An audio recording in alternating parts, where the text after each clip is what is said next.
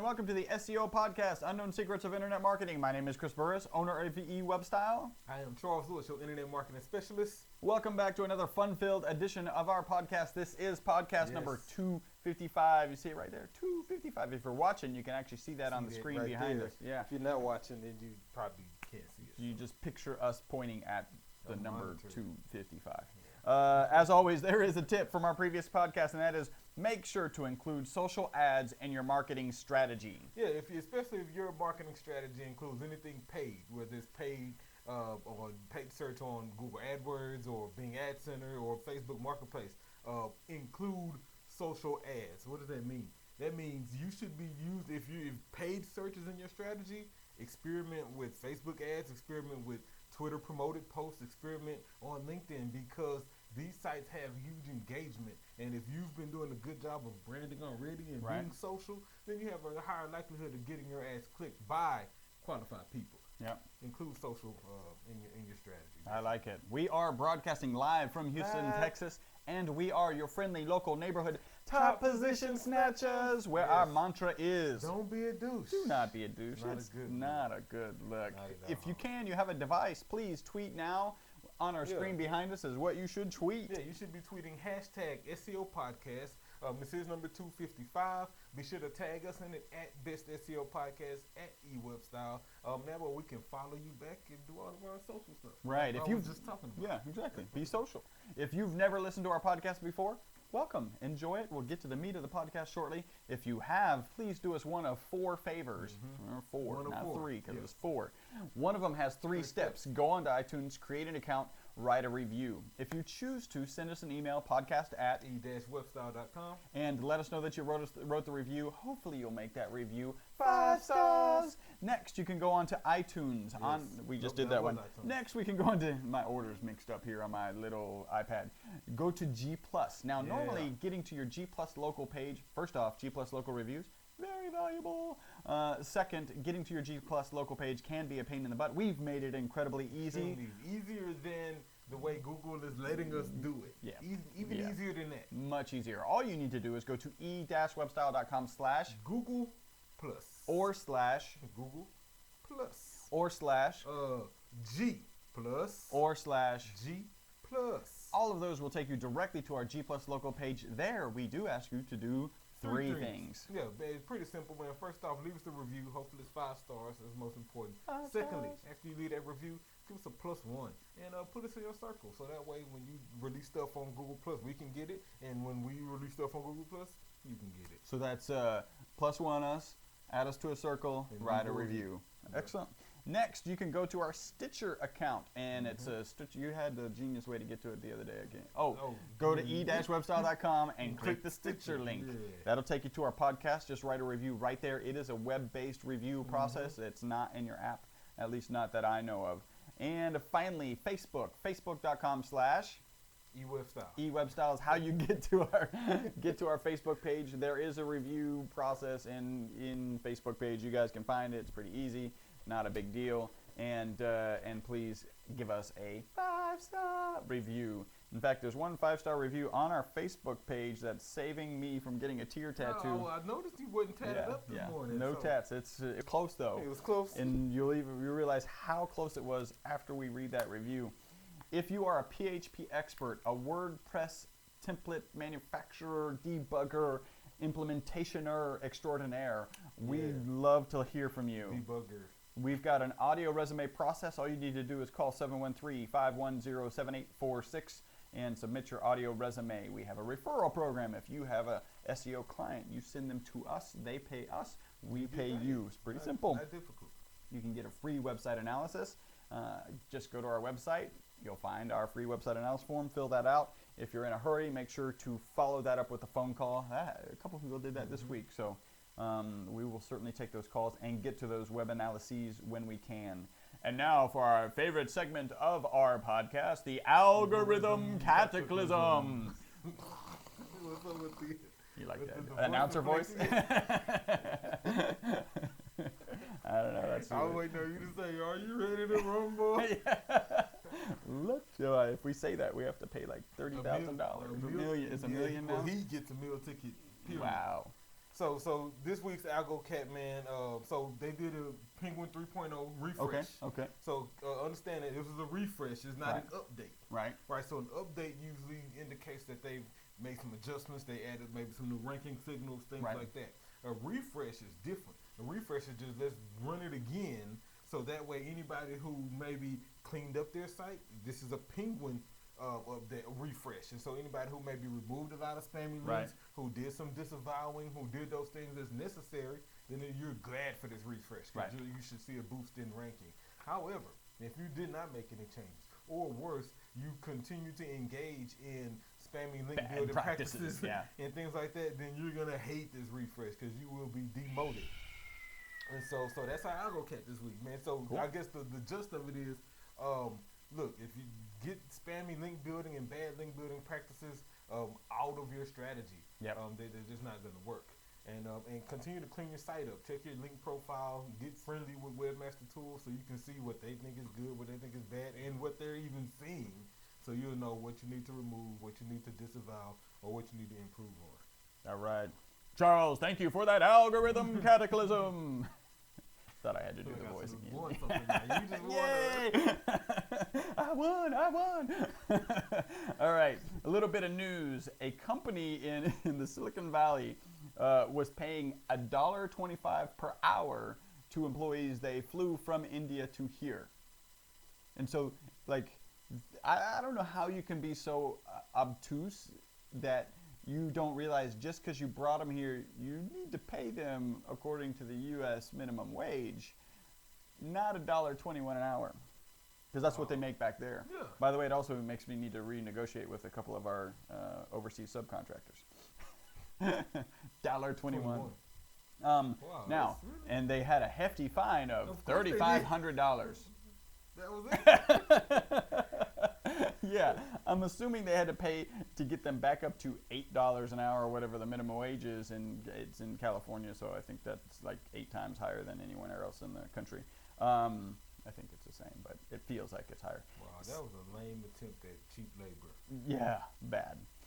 Next, I thought this was really cool. A scientist won a Nobel Prize and then 3 weeks later significantly improved the thing for which he won the Nobel Prize. Right? So does he get like a Nobel Prize yeah, upgrade? caveat. Or, Upgrade. bonus? Can I hope? That'd be good. Nobel Prize bonus. So basically what he did is invented some microscope technology where he could actually watch biological processes occurring, which is pretty cool. Yeah. Problem with that technology, as nifty as it was, is the light needed killed the biology. And also it had a halo around it. Fixed, already taken care of. He's now taking, instead of just taking images, he's actually taking video. Pretty biological, like within the human body? well, like, just like in a petri dish, take a couple bacteria and how they're it's- interacting and what are they actually doing at the cellular level. Pretty cool he stuff. got it on video. Yeah. That's Pretty cool. Nobel Prize worthy, I would think. Yeah. Maybe you should get after that Ebola thing because it's making a lot of people nervous. Next, Deezer buys Stitcher. I've never heard of Deezer before. Stitcher we obviously know. Stitcher bills themselves as the Pandora of talk, which I'd never heard that. I think makes perfect sense. Yeah, it sounds fitting. And Deezer is some sort of music service, so music software, kind of like a All right, Deezer. like a Spotify. Yeah, don't break our Stitcher and don't lose our reviews, right? Or you can lose the bad ones. That's all right. Exactly. Google unveils Inbox. So Inbox Yeah, I is had an that app, in my news. right? It's an app Okay, for just an app for for mail. Android, maybe even iPhone, not sure.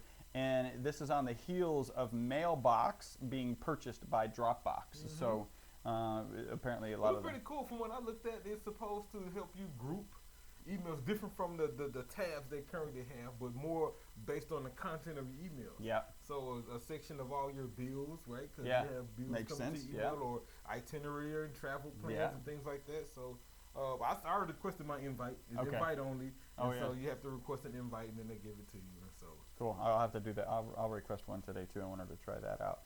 And finally, I just thought this was cool. Facebook sends a cease and desist order to the U.S. Drug Enforcement Agency. like stop using our site to find drug dealers. So like, basically, what they did is they arrested a drug dealer, got her phone, got her permission to use her phone, and then started Got on her pretending to Facebook. be her. Reaching out to people. And so one of the points was, man, that's isn't that identity theft? Yes, it is. That's wow. And really? Facebook is like, you shouldn't do that because, you know, from our perspective, you're ruining the trustworthiness of our platform. Facebook. Our platform, yeah. So That's weak. very I could just, interesting. wow, so the dope dealer, you get a message from the drug dealer who says everything half off. Yeah. Show up at this XYZ location. Yeah. Have you ever seen Oh man. a great way that they'll pull in warrants is they'll have like, you won a $5,000 lottery, you just need to come and pick it up. Oh yeah, and you get there and it's like, you have a warrant. There, dog. You're going to What? jail. I'm not winning the lottery? No. You need it now because you got a huge fine and a whole bunch of. It would have been much cheaper to come in straight to the police station earlier. Wow. All right, so here we did get a 5-star review, and it is by Famous, and I will read, and I quote, that's it. That was it? Yeah, he just, just flagged it 5 literally. stars. Yeah, so that's how close I was to getting a tattoo, is somebody clicking that 5th star. By the way, Be Famous, punch in the face. He appreciates your literally your 5-star review. Yeah. And that is the potatoes of our podcast. Got a few punches. Oh, a little punch, yeah. Punching in the face. This one goes to Cesar Torres. All right. He's at Jetmac. Jetmac, yeah, okay. Jetmack. He says, he's tuned into the best SEO podcast at eWebStyle. Always amazed. Thanks for keeping me updated on the newest IM trends, internet marketing trends. That's what's up, Jetmac. Caesar, punch in the face to you. Oh, yeah. Thank you for tuning in. Got one more. This is What's Cooking Jim. We hollered at him before. Right. At Best SEO Podcast. I was looking forward to your podcast all week. I love it. Great show, guys. Hashtag punch in the face. Hashtag original content. Punch in the face to you, Jim. Appreciate that. In regards to some news, you did cover the inbox. So this is kind of cool for my internet marketers out there. Bing just rolled out yesterday accounts summary. Okay. Accounts summary is their equivalent to the My Client Center for Google AdWords. Okay. And so Google AdWords came out with My Client Center, the MCC, so you can manage multiple AdWords accounts for multiple clients. As an agency. As an agency, exactly. Bing didn't have a way to do that. So you had individual logins to handle each of them, Until yesterday. Wow. And so they rolled that out, so that's pretty cool. I'm actually kind of excited about that. We got about a few accounts. Hey, we might be able to delete a couple usernames and passwords. Yeah, consolidate it and do some things. So I'll give you some more information on how intuitive and how user-friendly it is. It's likely going to suck, is my It's kind of inherent in Facebook already, right? Mm-hmm. If you're running Facebook ads, you just log in as the particular business, and then you run the ad.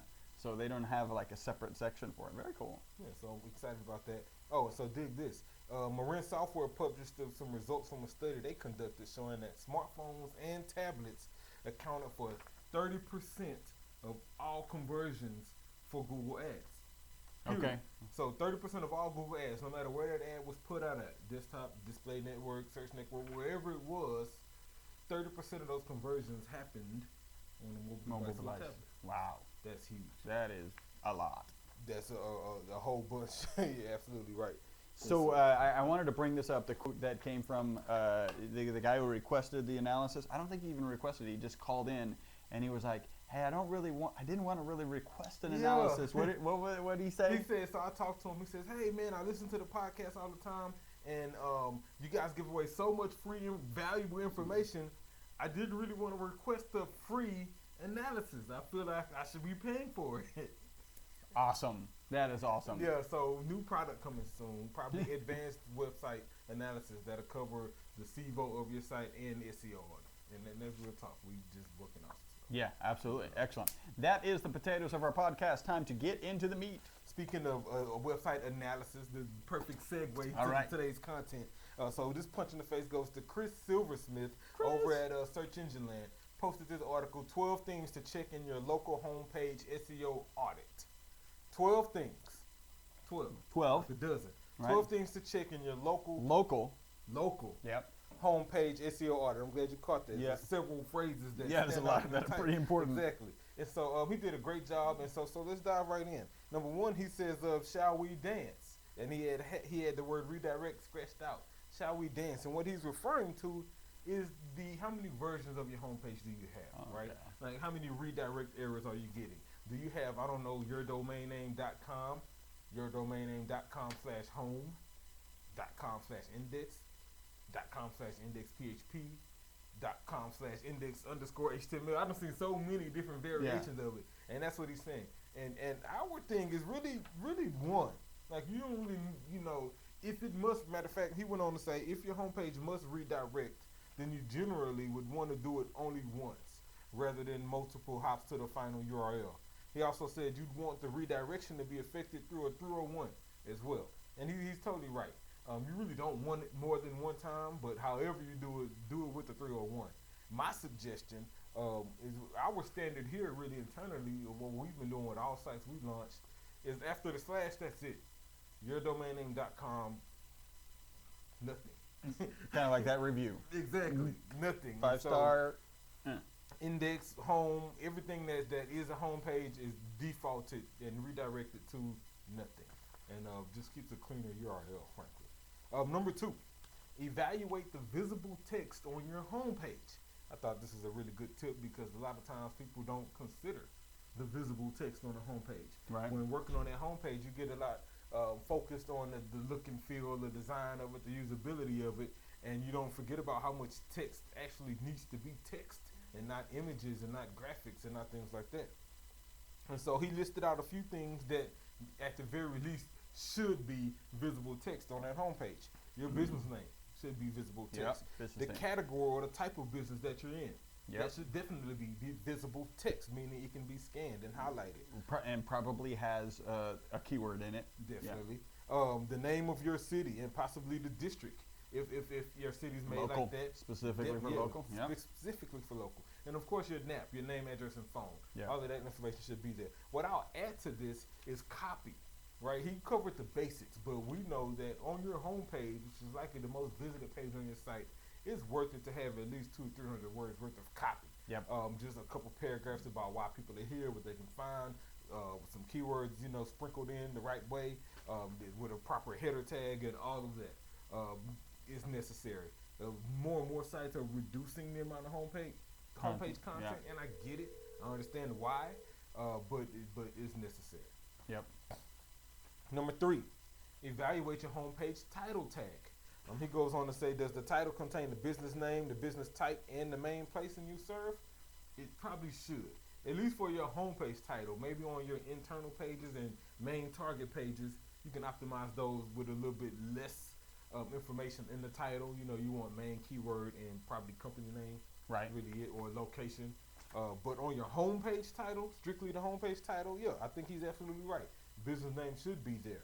The business type, whatever category you're in, should be there. And of course, your location should definitely be in that title. Number 4, he says check under the hood for the meta description tag.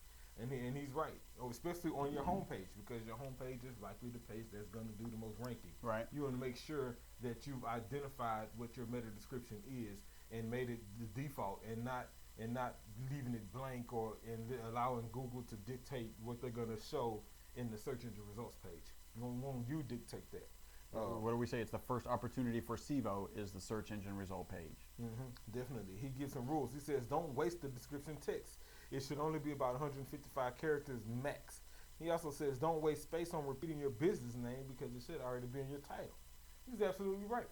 No need for no long, 300 character meta description. It's not going to get read. It's going to get truncated and made and get replaced with what Google feels is better. So if you write to the criteria, then they'll show yours. I'll say this: if you're using WordPress, like Yoast is really great at managing your meta descriptions and under the hood stuff extremely easy. It's right at the bottom of the post. So as you paste in your content, scroll down some and custom your meta description. Do it right there. Yoast. I'll also say this: since you're under the hood and you're checking tags, check your other tags, not just your meta description. We're talking about an SEO audit, right? So is your Google Analytics code there? Do you have any remarketing scripts that are there? And any other thing that you need for the sake of marketing and or tracking? Check all of that since you're already looking at the code. Number 5, has your logo been optimized? kind of disagree with this one. He says the logo image on the home page doesn't need to be linked back to the home page. Now, maybe he did say on the home page, so I get that you're on the home page, so you're not trying to link back to the home page. I just think default your logo should be linked, period.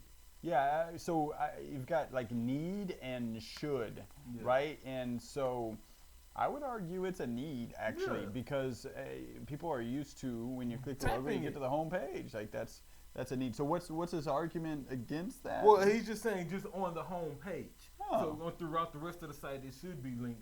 But on the home page, the logo may not need to be linked to the home page. He calls that optimized. Interesting. Okay. And so I disagree with that. I think what you make sure you do for your logo is you link it to the home page. I think you make sure that it's a proper file size, right? I think you make sure that it's tagged appropriately, and so that way when people may be searching images, because people do search Google images, that your logo, the right one, shows up with the right information and, of course, the right link to the right site. Makes sense. Number 6, check for structured local data. And this is a good one because especially with, and that's all he really says, but I said especially for your address, right? If you're going to mark up anything, mark up your address on your homepage using structured data. Because that way it can be indexed faster, has a higher likelihood of being ranked higher because it's been marked up the correct way. And at the end of the day, it's really effective for local search. Mark up your address on your homepage. Number 7, is the phone number formatted simply enough? Great thought, right? Right. Maybe you have some vanity number or something like that, and that's forcing people to have to figure it out, or that the smart device can't interpret that this is really a phone number. Vanity numbers are just gone. Yeah, unless that vanity number is indeed your name, like the whole 1-800 name. Flowers Or something, right? Which is their company name. That's their website, 1-800flowers.com. You still have to have a link to your real phone number for a mobile device, right? I mean, it's, I think it's arguable. So I put on here, I said, make sure it's tagged as a phone number. Yeah. So that when you're on a mobile device and you press it, that your device doesn't have to figure out that it's a phone number. It knows it because you've tagged it. Exactly. And what he was saying in regards to making sure it's formatted simply enough is so the browser can easily figure out that it's a phone number. Right. But if you just take it a step further, tag it, link it to the phone number, and now you don't have to worry about that. Done. Number 8, view your website on a mobile device. Must do. That's just part of site launch. He says mobile design is increasingly affecting rankings. Google has confirmed that it can negatively affect rankings and mobile results if a site is badly configured. And we know this. Mobile experience is extremely important. And if your mobile experience sucks, like if you have to pinch and zoom or you have to rotate between portrait and landscape just to get the best usage of it all the time, then it's probably not a great experience. Make sure your site's responsive. Yeah. That's the kind of the easiest way to make sure you have at least a decent experience on a mobile device. Then take it a step further and tweak it, customize it, style it to make sure that it's not the default responsiveness, but you actually put some effort into and thought. Into the usability of the site. Oh, and I'll put this on here. Be sure to try the different browsers on mobile devices. Right, because you can take the same responsive site and look at it on the default browser and look at it in Chrome on an Android device, and it will render 2 totally different ways. Which is just bizarre. I'm going to tell you what's even more bizarre is that it usually renders the wrong way on Chrome on a mobile device. And why, Google? Because I don't get it, because that's like your... First, why have 2? Why? Second, why is the more inaccurate one the Chrome one that I had to separately download? Yeah. Anyway, kick in the shins. Kick in the shins. So that was number 8. View on the mobile device. Number 9, are major navigation links spider friendly? I think this is real key, especially for those huge sites. He goes on to say sometimes designers use scripts or Flash to generate dynamic pull-down menus for the main nav. Did he just say Flash? Yeah. Sometimes designers use scripts or Flash. Flash. Wow. Yeah, that was a long time ago. Yeah. If you still have Flash on your website, it's time to update. Well, regular HTML and CSS combos would appear and function the same. And he's right. At the end of the day, you want your nav to be simple. I added this. Keep it simple in regards to how deep it is. Like you don't really want to go no more than 2, 3 levels deep. If you have a drop down with a fly out that goes to another menu, yeah, I guarantee you the user's gonna struggle to use it, and Google's gonna struggle to index it. So keep your nav simple, man, um, and keep it at that. One of the things we've been doing is breaking our navs up. Clients who have like tons of pages, as we begin developing content and figuring out the strategy, usually it's best to separate a top nav with basic pages, business like home basic and focus. about us and contact us, to your main services nav. Whatever your main services are should be on a separate, more prominent navigation, frankly. So keep that in mind, rather than have a whole series of drop downs to find those same pages. Yeah. Exactly. Number 10, he says, is your image SEO up to par? So he talked about the logo earlier, but now he's just really talking about images throughout the site. And I like this tip. He says the best base for image SEO is to use original images. And I agree. And now Google hasn't released anything stating that stock photos get ranked lower, but from a user end perspective, stock photos are just kind of recognizable. Right. That chick who's holding the Contact Us headset looks familiar. Yep. You know, on every site. Yeah. She just got a different shirt. And it's probably not a different shirt. It's just your designer changed the shirt. Yep. Same chick. So original photos tend to work for that. And since we're talking image SEO, I added this. File size, right? Make sure that image, the file size is as small as you can get it without losing clarity. Yep. The file name, whatever it is, .jpeg. Frankly, it should be a keyword, a company name, a keyword referencing what that image is. Yep. .jpeg with hyphens if you have to. The image title and the alt tag. If you accomplish those 4 things with every image, you should be in pretty good shape. Yep.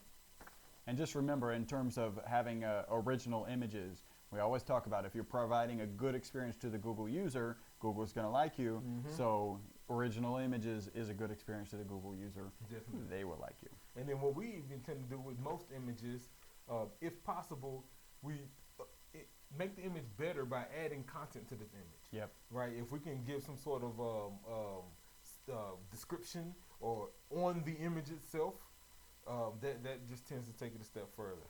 If you have original images and you're worried about people, jacking your images, watermark them. Yep. Because some people, like we have clients who just do really great work and have really great images. And so, when they put them out there, I've seen their images being used on other sites before. And so we go down the process of watermarking them. Number 11, clock your homepage speed. Then this is key. Google has maintained that rankings can be affected by a page's speed of appearing in the user's browser. You should periodically check this out using independent tools. And I agree. Google Page Speed Insights is by far the best tool out there. Yeah. Log in. You don't even log in. Just go there, put in your URL, and let it work. And it'll come back in a few minutes and tell you how sucky your site really is, or how awesome your site is in regards to speed. It will even tell you how fast it is on a desktop in comparison to a mobile device. Yep. It'll even give you some recommendations on what you can do. A whole lot of recommendations, to improve your site speed. Take advantage, because we've come to learn that page speed is definitely one of those algorithm traits or characteristics. I can't think of the word I'm looking for right now. That's important. One of those signals, one of those ranking signals that has huge weight. Yep. Page speed is one of those. And last one, number 12. He says, analyze your social media presence on the homepage. He says, I've seen quite a number of instances where designers don't check the links, and they've made typos in them, which is even worse. Yeah. And so when they do click them, he's right. It's a very poor impression.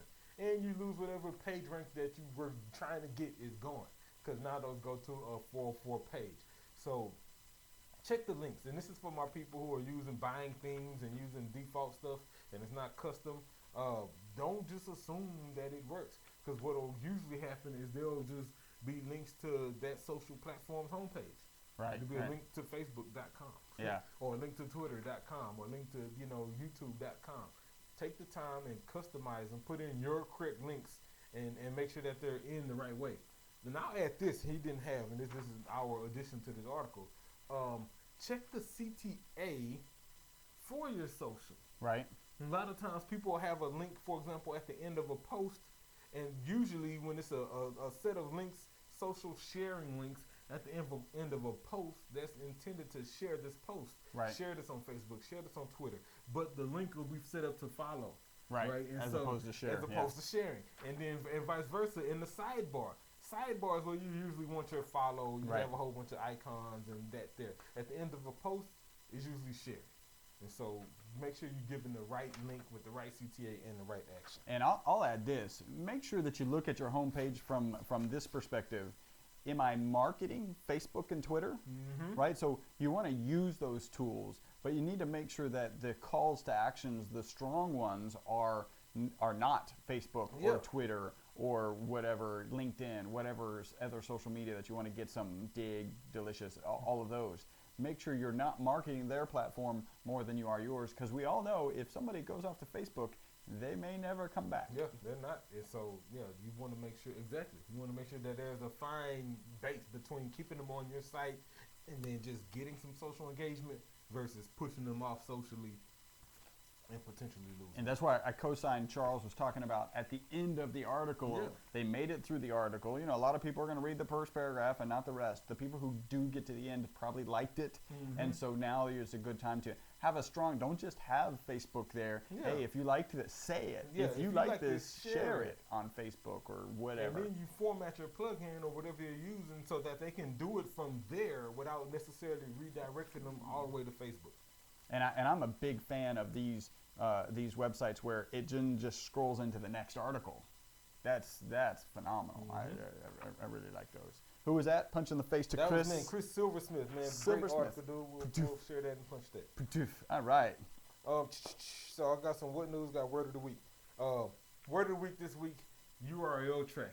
URL tracking. All right. So and basically, this is when you add like different unique identifiers to your URLs for the purpose of and effectiveness of your tracking your campaign to see what's working, what's not working, where these sources came from, especially, and if you're heavy in analytics, like we are, then URL tracking is extremely important because analytics does a great job of letting you know where traffic came from sometimes. You can improve that by adding these UTMs to your URLs. For example, where this link is going would be the source, right? Whatever campaign it's a part of will be a campaign section of that URL. And so that way, when you go back to analytics and you go looking at your site, you can see that this particular URL brought in traffic from these different places at this time. And then you can take it a step further if you have conversions set up and see that this URL actually led to a certain set of conversions. So if you're doing that, especially any paid ads, you should be building your URLs. Use Google's URL builder. It's pretty simple, intuitive tool to use. Doesn't even require you to log in. You just go to the page, put in your URL, put in your criteria, and get your URL. Nice and easy. Excellent. So URL tracking, take advantage of it. And what news? What? Yeah, this what goes to Amazon. All right. So remember the Fire phone that they came out? Yeah. Which went from like $1.99 to 99 cents. Yeah, really quickly. Yeah. It only took 2 months. 2 months. $200 to $1. Wow. 2 months. All right. Yeah, it flopped. That's yeah. It flopped. I mean, to the point where the reps from Amazon state that they overcommitted to the Fire phone. They ordered too much inventory and made promises to their suppliers that they couldn't keep. Wow. Guess what the dollar amount in inventory that they still have left over is? 8 million? So 8 million? Something like 83 million. 83 million. in Amazon Fire phone inventory. Wow, they should be paying people to take them. Or they something. should be free. Yeah. They should be free with your next purchase on Amazon. You should get like a free cell phone contract if you're willing to. I'll pay $200 just to make my cell phone free for the next 2 years. Something with constant upgrades and free stuff. Wow. It should be a free Amazon Fire phone in my next package. Isn't it I think right now that's the cheapest way to get Amazon Prime. Yeah. Right? It should be free indefinitely instead of the free 30 days that they're offering. Something, Yeah. Wow. That is what? Exactly. They were convinced. Actually, I know someone whose nephew worked on that. Well, it may not have been the phone. I think it was the actual tablet. Who worked on the tablet project. So Wow. All right. Well, that's it, right? Yeah, that's it. We've been broadcasting live from Houston, Texas at 5999 West 34th Street, Suite 106, 77092. Thank you guys for tuning in to the most popular SEO podcast on iTunes, on Stitcher, everywhere that you can look. On your device. Keep those reviews coming in. We love them. They're positive. If you've got anything that you want to add, we do have an email address. It's podcast at e-webstyle.com. Thank you. You saw the blank look on my face. Like, you were like Matrix, white room, like where? I saw zeros and ones and could not translate them to podcast at e-webstyle.com. Thank you guys all around the world. Again, my name is Chris Burris. Charles Lewis. Until the next time, bye-bye for now. Man, I'm going to have to show you the picture. You do here.